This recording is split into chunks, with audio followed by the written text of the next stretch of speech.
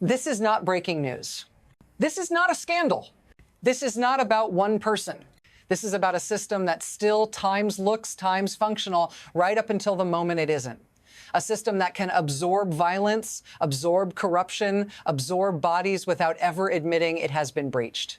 Because the most dangerous failure is the one that presents itself as routine, paperwork, procedure, titles, seals, the comforting idea that the people in charge are, by definition, in charge. And then, suddenly, you see the outline of something else. Not chaos, not a riot, a structure, quiet, organized, protected. If you've ever wondered how a city can be fine while the ground under it is already hollowed out, stay with me, tap-like, just to keep this on your radar. Because what comes next isn't the story you think you're watching, it's the machinery behind it. And it's closer than it looks. They tell us a lot of things about how this system works. They tell us it's about enforcement, about justice, about protecting us. But if you really want to know what controls this system, you have to stop looking at the headlines, the officers, or the criminals themselves. Look deeper. Look at the structure. The people who times don't times show up in the story. The ones who make sure the system keeps running smoothly, times for them, asterisk. There are people who get rich by making sure nothing changes. People who get promoted by making sure the right people stay in charge. Not just police officers, not just judges or lawyers, but the ones who occupy the quiet positions, lobbyists, administrators, bureaucrats who make sure the paperwork always gets done and the truth gets buried. And when the rules don't protect us, that's when the system starts protecting itself. Not just from criminals, but from us. How long can it last?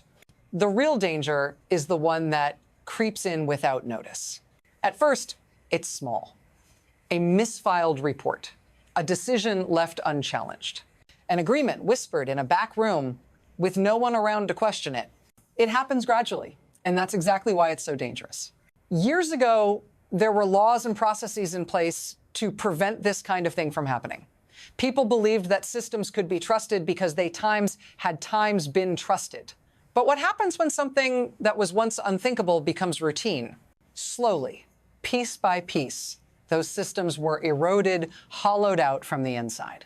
We didn't notice it at first.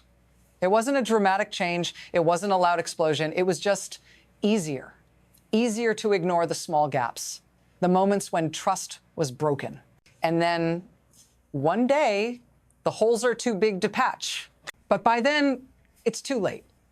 And the question is no longer if the system will fail, but times how far times the damage has already spread.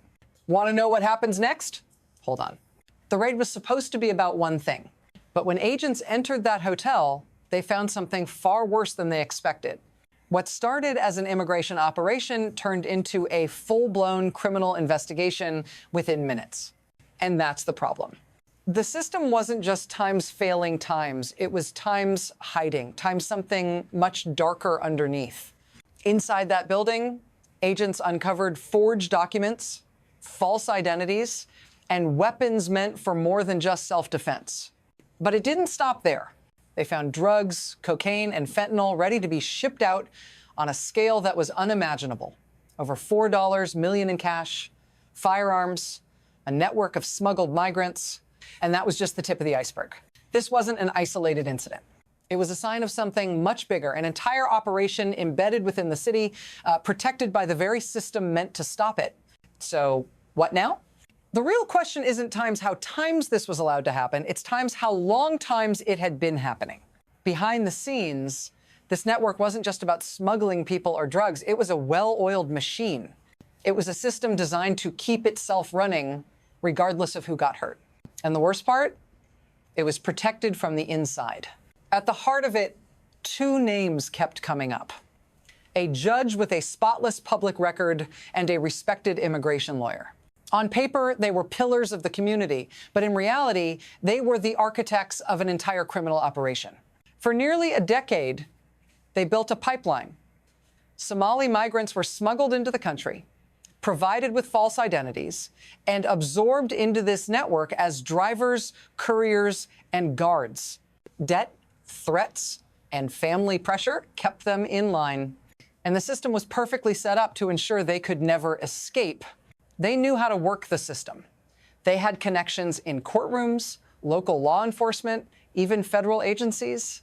While they were working the angles, the people meant to stop them were either looking the other way or, worse, complicit. But here's the twist. As long as the right people were kept happy, no one asked too many questions. And the network grew stronger. This was no longer just about a raid. It was a war. Federal agents launched simultaneous operations across multiple states. As the morning sun rose, agents hit locations with military precision, coordinated, swift, and ruthless. Doors were blown off their hinges, suspects were neutralized within seconds, and weapons that were supposed to be hidden were seized in plain sight. The cartel wasn't just hiding in warehouses or underground bunkers. They were embedded in the heart of communities, in family homes and apartments. One suspect opened fire from an elevated platform. Another tossed a weapon over a balcony, trying to escape, but it was too late. They were surrounded. No place was safe. This was no longer a local problem. This was an interstate cartel, prepared for violence, armed to the teeth, and embedded deep in the fabric of society. And now, the question wasn't just about taking down criminals, it was about taking down an entire system that had allowed them to thrive. Imagine for a moment you're one of the families in these neighborhoods. You live in a place that's supposed times to be safe, but every day you watch the streets fall apart. First, it's small, an increase in petty crime, a break-in here and there. But soon, it's much worse. The violence escalates. Drive-by shootings, homicides, people you've known for years are gone. And it feels like no one is doing anything about it. The drugs are everywhere. The fentanyl that's killing kids, the meth that keeps people awake for days, hollowing out entire blocks. But it's not just the drugs, it's the fear, the constant underlying fear. Because you know something isn't right. The law is supposed to protect you. But what happens when the very law that's supposed to keep you safe is the one turning a blind eye? This is what happens when trust breaks down. When the system meant to protect you is the very system that lets the criminals in. You live with the consequences every day. But it's not just your life that's affected. It's the lives of everyone who lives here. The question is, when does it stop? What started in Minneapolis didn't stay in Minneapolis. It spread like a virus across state lines, across borders. The scale of the operation was staggering.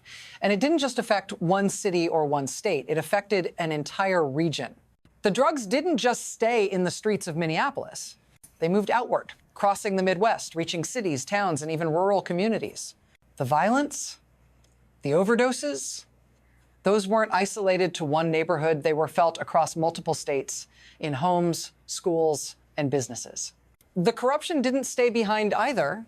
As the network spread, so did the rot within local law enforcement, courts, and even city governments.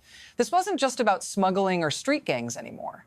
This was a national problem, and it had been operating under the radar for years.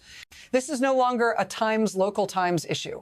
This is a systemic times breakdown, and it's reaching farther than we ever imagined.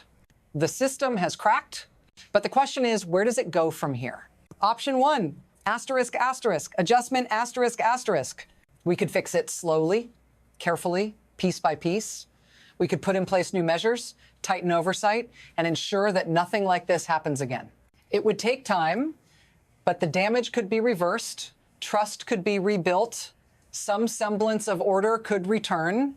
Option two, erosion, We could try to patch the cracks, but the damage has already been done. The system has shown its weaknesses, and once those weaknesses are exposed, they don't go away. Corruption, complacency, and mistrust could continue to spread like a slow burn until the whole system becomes unsalvageable. Option three, rupture, The system could break entirely. The institutions we've trusted could collapse under the weight of their own rot. The violence, the corruption, the betrayals, they could spiral into chaos, leaving everything in ruins. Which path do you think we'll take? The future of this system hangs in the balance, and we're at the tipping point. What happens next? The system has been exposed, but it's far from fixed. There's no simple conclusion, no easy way forward. The arrests, the raids, the public outcry, those were just the beginning. What happens next depends on how far we're willing to go to confront the truth, how much we're willing to sacrifice to ensure this never happens again. But there's one thing that's certain, this isn't over. The silence has been broken, but the real work is only just beginning.